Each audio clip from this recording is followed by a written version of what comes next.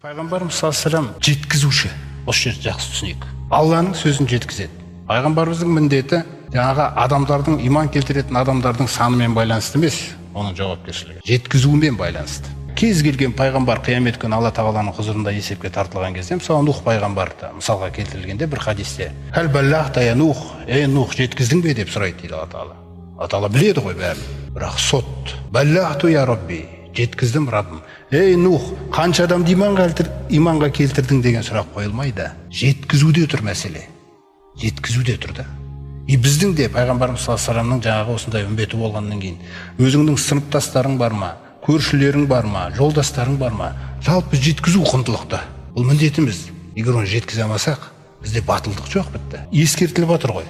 Ескертудің көрдіңіз бе қандай? Жолының қиын екенін көрсетіп жатырмын да қандай? Абу Жахл тұрады мысалы.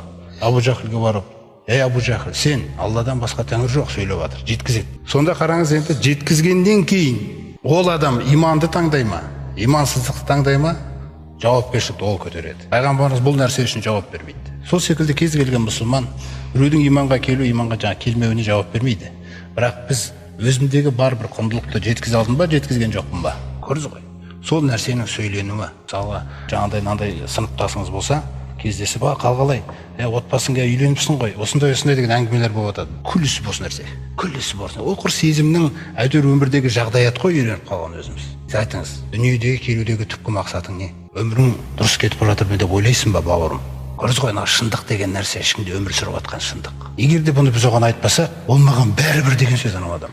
Маған бәрібір деген сөз да ол. Ал пайғамбарымыз саллаллаху алейхи вассаламға бұл адамзат бәрібір емес. Сондықтан ол сөйледі. Адамдар түсіне ме, түсінбей ме, ол сөйледі. Раббысы жеткіз деді, ол жеткізді. Міне осы жеткізу мәселесі, құрметті жамағат. Жаңа тек тәсілі өз Алла тағала бұйырғандай болу керек. Жаңа біз қалағандай форматта, біз қалағандай моральмен сөйлесілмейді ол. Алла тағала өз Құранда айтқандай, «Удғу иля сабили роббика бил хикмати» дейді. Раббыңның жолына шақырғанда, қандай да бір құндылықта бір парызды түсіндіргің келгенде, сен оған түсіндірген кезде даналықпен шақыр дейді оған. Даналықпен шақыр.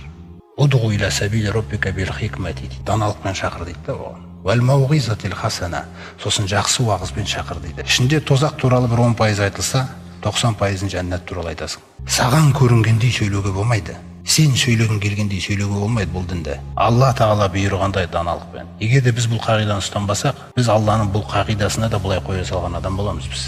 Есімізде болсын. Біздің алданып жүрген тұстарымыз көп, өте көп.